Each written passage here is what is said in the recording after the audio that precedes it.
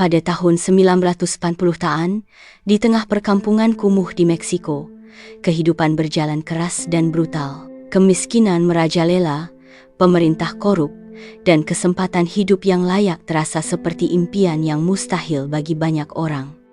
Di ganggang sempit dan rumah-rumah reot, satu hal menjadi jelas: mereka yang memiliki kekuatan dan uang adalah mereka yang menguasai perdagangan narkoba. Kartel mulai berkembang pesat di dekade ini, terutama karena meningkatnya permintaan kokain di Amerika Serikat. Jalur perdagangan yang menghubungkan Amerika Selatan dengan AS menjadikan Meksiko sebagai titik transit utama.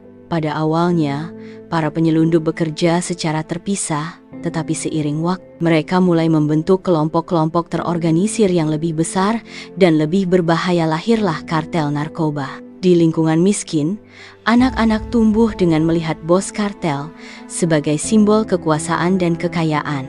Para pemimpin kartel seperti Miguel Angel Felix Gallardo, yang dijuluki El Padrino, sang Godfather, mengorganisir bisnis narkoba layaknya sebuah perusahaan besar. Mereka tidak hanya mengendalikan jalur perdagangan, tetapi juga membangun jaringan korupsi dengan polisi, politisi, dan militer. Bagi penduduk miskin, kartel bukan sekadar kelompok kriminal. Mereka adalah sumber pekerjaan, perlindungan, dan bahkan keadilan di tempat di mana hukum negara gagal menjangkau. Dalam dunia yang penuh kekerasan ini, kartel mulai berakar kuat, bukan hanya sebagai organisasi kriminal, tetapi sebagai penguasa bayangan yang menentukan nasib banyak orang. Tahun 1980-an, di perkampungan kumuh Meksiko, kartel semakin mengukuhkan kekuasaannya. Mereka bukan lagi sekadar kelompok penyelundup, tetapi telah menjadi organisasi yang mampu mengendalikan politik, ekonomi, dan kehidupan sosial masyarakat. Di ganggang gelap dan rumah-rumah reot, suara tembakan dan bisikan ketakutan menjadi bagian dari kehidupan sehari-hari. Korupsi, fondasi kekuatan kartel. Salah satu alasan utama mengapa kartel bisa begitu berkuasa adalah korupsi yang mengakar di semua lini pemerintahan. Polisi yang seharusnya menegakkan hukum justru menerima suap untuk menutup mata terhadap aktivitas kartel. Politisi menggunakan dana dari narkoba untuk membiayai kampanye mereka, sementara militer terkadang bersekutu dengan kartel untuk mendapatkan bagian dari keuntungan. Bagi warga miskin, kartel justru sering dianggap lebih dermawan dibanding pemerintah. Mereka memberikan uang, makanan, dan perlindungan kepada masyarakat. Jika seseorang kehilangan pekerjaan atau butuh uang untuk keluarganya, kartel menawarkan solusi meski dengan harga yang mahal. Banyak pemuda di lingkungan miskin akhirnya direkrut menjadi kurir narkoba atau anggota kelompok bersenjata. Kekerasan sebagai alat kekuasaan. Namun, di balik citra pelindung rakyat, kartel menggunakan kekerasan ekstrem untuk mempertahankan wilayah mereka. Siapapun yang berani menentang atau mengkhianati mereka akan menghilang dalam semalam. Mayat-mayat sering ditemukan tergantung di jembatan atau dibuang di pinggir jalan sebagai peringatan. Pada tahun 1980-an, persaingan antar kartel mulai memanas. Kartel Guadalajara, yang dipimpin oleh Miguel Angel Felix Gallardo, semakin kuat dan mengendalikan jalur perdagangan narkoba dari Kolombia ke Amerika Serikat. Namun, kelompok-kelompok kecil lainnya tidak tinggal diam. Mereka mulai membentuk aliansi dan bersaing untuk menguasai pasar. Di perkampungan kumuh, masyarakat hanya bisa menyaksikan kekerasan ini dari balik pintu rumah mereka. Setiap malam, suara tembakan menggema di udara. Setiap hari, anak-anak melihat tubuh tergeletak di jalan tanpa ada yang berani bertanya. Kartel tidak hanya menguasai perdagangan narkoba, mereka telah menjadi pemerintah bayangan yang menentukan siapa yang hidup dan siapa yang mati di wilayah mereka. Di perkampungan kumuh Meksiko tahun 1980-an, harapan semakin pudar. Kartel bukan lagi sekadar kelompok kriminal, mereka telah menjadi bagian dari kehidupan sehari-hari.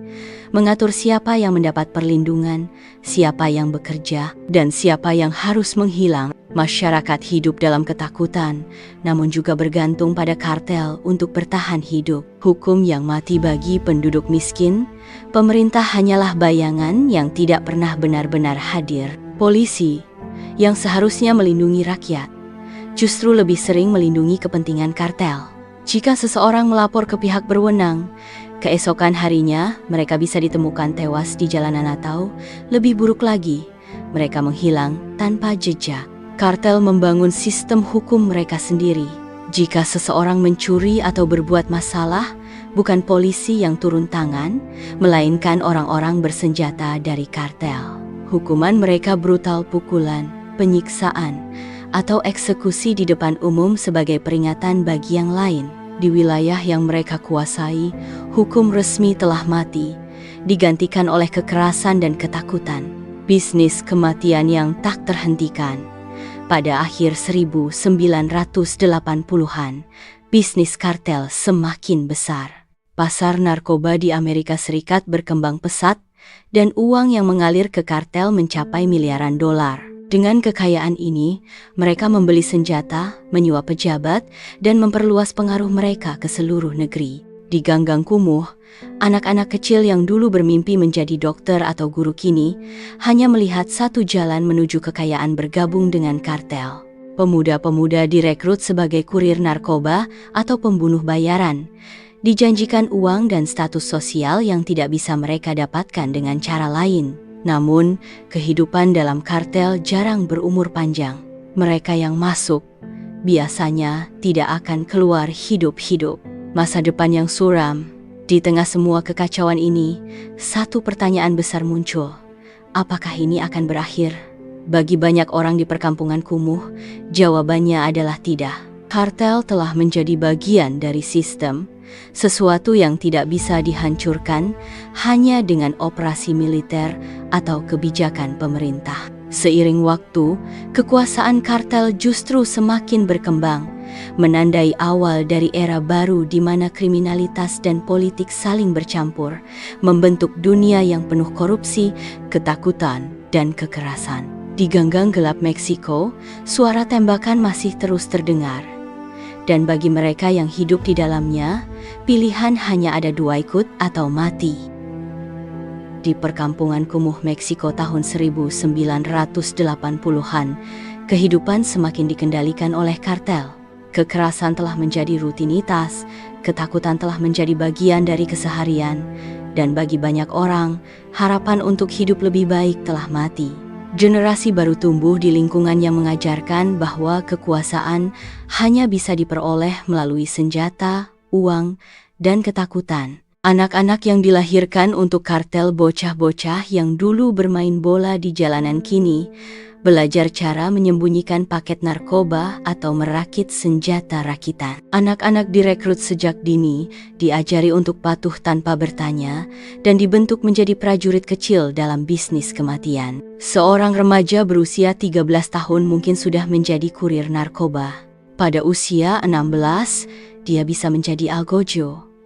Jika beruntung dan cukup kejam, mungkin dia akan hidup sampai usia 20-an dan mendapat posisi lebih tinggi dalam hierarki kartel. Namun bagi kebanyakan dari mereka, jalan yang ditempuh berakhir dengan tubuh terkapar di jalanan tanpa nama. Pemerintah yang tak berdaya, pemerintah terus berusaha memberantas kartel, tetapi setiap operasi penumpasan hanya seperti menebang satu cabang dari pohon yang akarnya sudah terlalu dalam. Setiap kali seorang pemimpin kartel ditangkap atau dibunuh, penggantinya sudah siap mengambil alih. Para pejabat yang berani melawan menghadapi dua pilihan, plata o plomo, perak atau timbal, menerima suap dan diam, atau menolak dan mati. Banyak yang akhirnya menyerah, membiarkan kartel semakin mengakar dalam sistem politik dan keamanan negara. Perkampungan yang semakin hancur, di ganggang sempit dan rumah-rumah reot, darah terus mengalir. Setiap malam ada suara tembakan, setiap pagi ada jenazah yang ditemukan terkapar. Ibu-ibu menangisi anak-anak mereka yang hilang, tetapi tidak ada yang bisa mereka lakukan. Mereka tahu, melawan berarti kematian. Sementara itu, dunia luar hanya melihat Meksiko sebagai negara yang sedang berkembang. Mereka tidak tahu bahwa di balik gedung-gedung pencakar langit dan pantai yang indah, ada dunia yang dikendalikan oleh kartel dunia di mana hukum telah mati, dan kehidupan manusia tidak lebih dari angka dalam bisnis narkoba yang bernilai miliaran dolar. Kartel telah tumbuh terlalu kuat, terlalu dalam, dan terlalu sulit untuk diberantas. Lingkaran setan ini tidak hanya akan terus berlanjut, tetapi juga semakin mengakar, membentuk masa depan Meksiko yang akan terus dihantui oleh darah dan ketakutan.